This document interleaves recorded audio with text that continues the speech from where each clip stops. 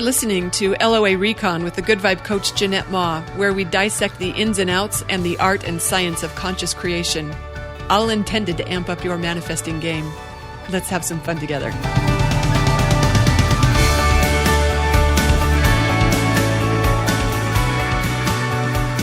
I keep finding myself listening for where Samson/Chester is. That's probably going to end up being his name, Samson/Chester. Because he got a new collar, and I put the same tags on the new collar, but for some reason, they're not as jingly. So I can't tell where he's at in the house. And when I sit down to do something, I just kind of do an automatic mental check. Where's the dog? I'm just making sure all is well here while I'm distracted that he's not getting into something. But I did give them both treats that should last the duration of this recording. So here's what I was wondering about today. Has this ever happened to you? It can be a little bit of a vexing experience for conscious creators where the thing that we wanted, it happens when we stop wanting it. It's happened to you, right? Like the money's easier to make when you're not trying to make it, or the love's easier to find when you're not missing it, or those physical improvements in our body happen when we're not needing the change in our body, or the promotions arrive when you're not working for it. Or I experienced it earlier this week. I had just most lovely moment. I was sitting on the couch. It was a lovely moment. It was the end of the night, and my foster cat was sitting on the couch behind me, and it was just so peaceful. It was so lovely. I was just so enjoying it. This is my foster cat. Her name's Mama Cass. I don't name my fosters. She got named by my former love interest, the guy he wasn't like a giant fan of cats. He named her that. Remember, I told you about this cat. When the shelter posted on Facebook, they were saying, this cat needs out. She's going to have kittens at any minute. We don't want her to have them in the shelter. And I raced down and I picked up that cat. 3 days later, still no kittens. Took her to the vet. Yeah, she was not pregnant. There's no kittens. She's just a big girl.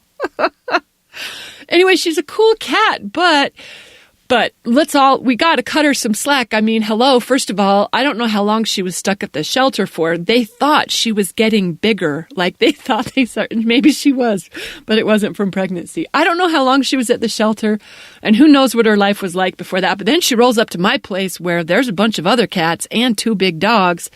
So, it's been stressful for her, and it kind of showed. She could be a little bit ornery, and no one would blame her for that. So partly for that reason, but also partly because, my love interest wasn't a giant lover of cats, and I kind of wanted to prove to him that I'm not a collector of cats, because, someone might think that, but that this is how rescue works. There's an animal who needs a little help, you help them out a little, and then they go live happily ever after in their forever home. I really wanted to show him that's what's happening here, so I wanted her to get adopted. My other cats wanted her to get adopted. Yeah. And she was not getting adopted. So we went to a couple of events. Remember how I talked about how I was driving 3 hours a day for a while because I didn't want her to have to spend the night at Petco? She was an in-store cat for adoption. Oh, I just couldn't bear the thought of her spending the night there. So I was driving a lot to bring her home every night. Anyway, yeah, the girl's not only not getting adopted, no one showing no interest. Right. So I'm having this lovely moment on the couch where, that love interest is gone. I think that's partly why without having a non-cat lover in the house and without needing to prove to someone that, cats get adopted, I just had this, and it was just it was just a lovely moment where I realized I'm fine if she never goes anywhere. And I meant it. It wasn't like it'll be fine. It was like I could truly welcome her for her entire lifetime into my home, not just temporarily. I just thought she could live here. I could be cool with that. it could be, it was a lovely, lovely moment. Just loving life in general and her as part of it. Okay.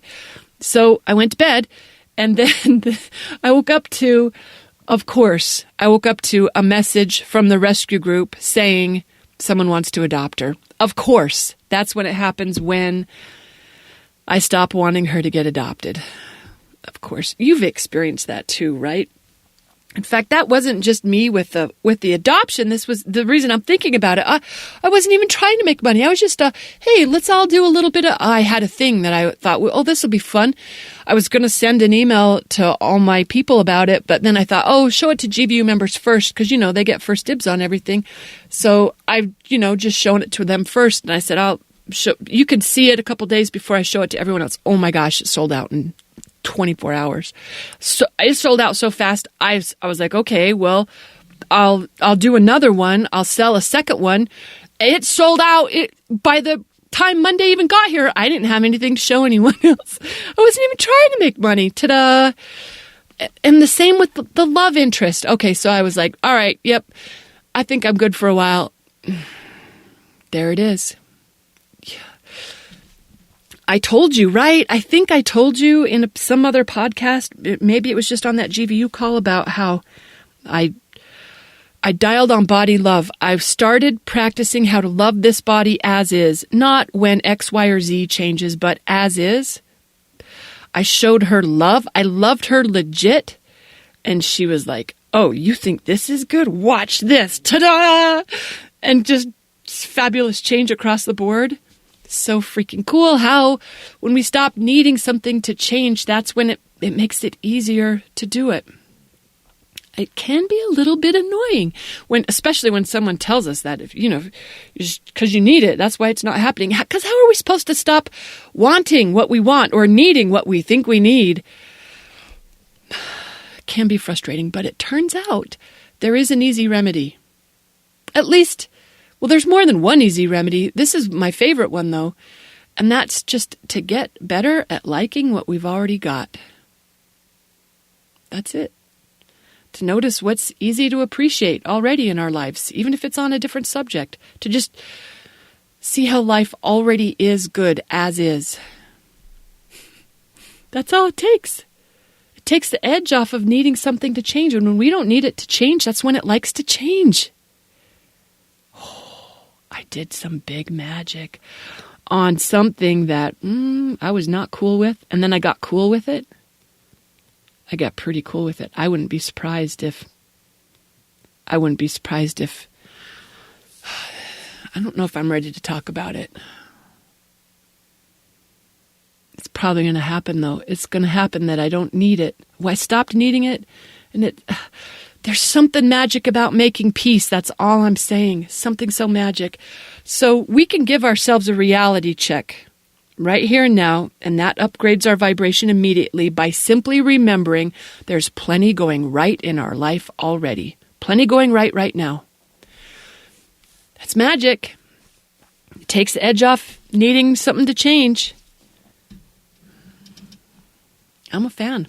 You know what else works well too, though? Being willing to edit the story that we're telling about it. Like, instead of talking about, like, why isn't this working? Or how long is this supposed to take? Instead, we tell a version like, you know what? It's in progress. It's cool. I got this. It's all good.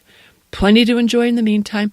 If we could tell, or any other version like that takes the pressure off our desired manifestation to happen in order for us to feel better, because we find a way to feel better right here, right now.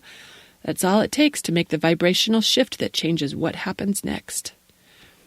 So we're talking really about just getting better at not needing the next thing to happen, because we realize there's already plenty to enjoy. That's the remedy.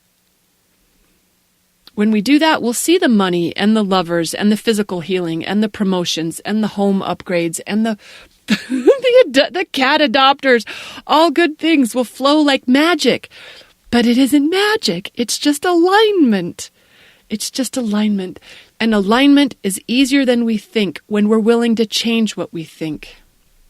I just wanted to share about that, because sometimes that can seem really frustrating, that it happens when I don't need it to happen. But there, we can take ourselves there on purpose when we recognize that's what's afoot.